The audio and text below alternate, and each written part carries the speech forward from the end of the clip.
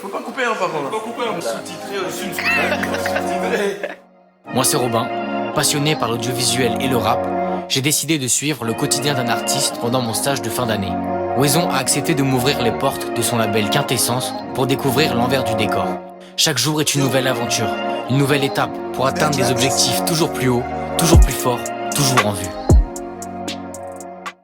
Et salut tout le monde, bienvenue dans l'épisode 6 de En Vue.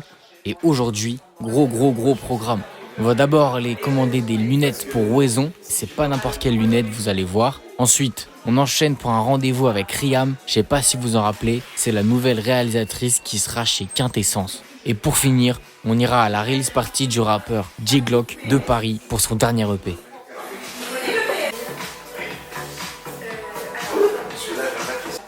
On va, pour 2023, on va débloquer 120 €. 120 divisé par 4, ça va faire 305. Et nous voilà chez Optisam à Paris pour que Wezon commande ses lunettes. J'ai besoin d'une paire là. Mais tu les as commandées ou non? Tu vas choisir Pas là, faut que je les choisisse. Sans monture, ça c'est un truc qui me va bien ça.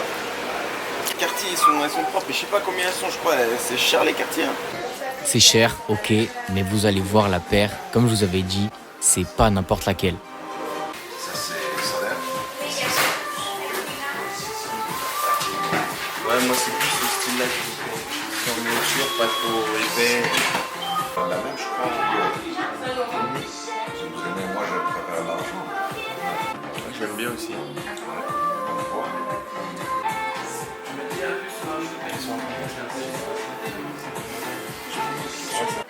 Alors que celle-ci,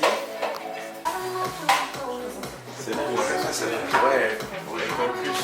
Et voilà, une belle paire de quartiers est commandée, mais il faudra attendre un peu pour que Wezon les porte. Donc je vous laisse vous abonner à la chaîne YouTube de En Vue pour pouvoir voir ça. Paris 11e. Maintenant, direction le rendez-vous avec Riam, la nouvelle réalisatrice, pour parler un peu projet, vous allez voir. Tous les jours je bosse dans la com, mais la com artistique, la DA c'est autre chose encore. On a Quintessence qui a la label de production, qui peut faire une édition, et on a vraiment une structure dédiée que aux éditions à côté, tu vois. On veut qu'on voit du merch de notre label beaucoup, on veut qu'en fait on sente une vraie identité. Mais il y a un truc de fou à développer avec son chant. Tu vois? Mais avec, c'est toujours avec Quintessence. Toujours. Oui, parce que c'est ton toi. Voilà, exactement. Et du coup, tu vas quand même signer dans la label. Ouais, exactement. Ce qui permettrait, avec l'exposition évidemment, de tirer aussi le truc vers le haut. Donc le but, c'est pour ça que je te disais, en termes de tirage, pour faire grossir tu vois, la marque, pour la faire connaître, il faut être vraiment concret. Maintenant, on se dirige vers la release party et on attend Lasso qui va nous rejoindre. Lasso, on l'avait déjà vu dans l'épisode 2. Et oui, je vous ai dit, faut suivre. Allez vous faire tous les autres épisodes pour bien comprendre la série. Bref, Lasso c'est qui? Lasso, c'est une grosse tête du label parce que c'est le cofondateur et un des producteurs chez Quintessence. C'est pas dame. C'est chez toi. Ça va? Robin, on dit quoi mon gars? On fait quoi? On y va, on y va. Je suis là. C'est pas Robin.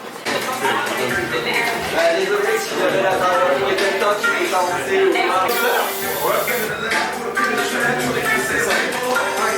ça, j'adore. Il m'a répondu avec spontanéité et lui aussi, quoi.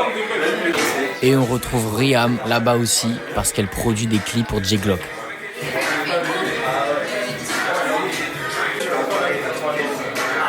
La première fois, ça voulait pas.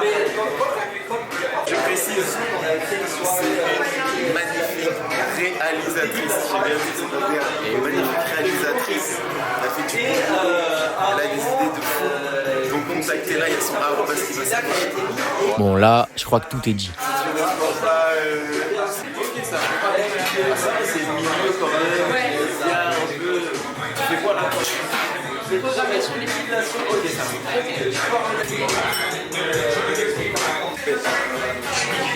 Bon gars. J'ai vu, je peux voir.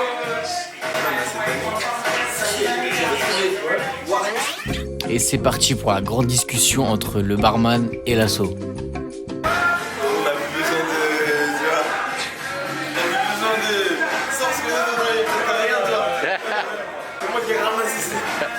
Mettez-moi un gin tonic. T'as eu ça où? À la sur. C'est quoi ça? C'est quoi? Coupe.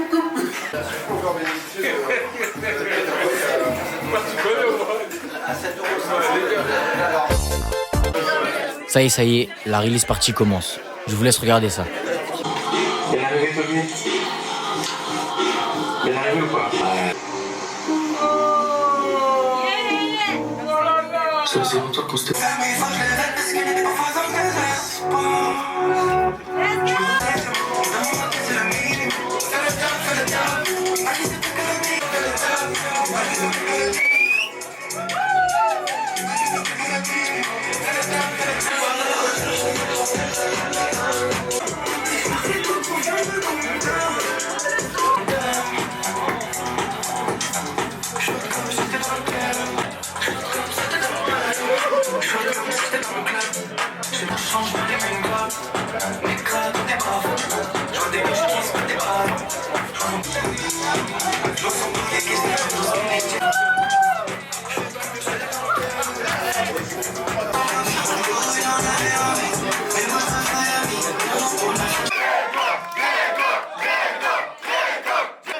Vous allez bien, ça va? Ouais. Vous avez kiffé? Ouais. La version de Riam, on aurait pas besoin.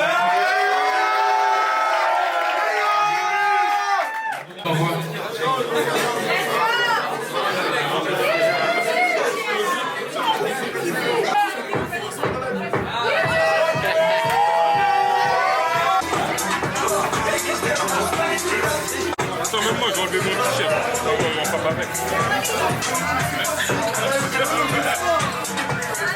Fin de la release party, les gars se posent un peu avant qu'on rentre, ils rencontrent du monde et vont parler avec J-Glock.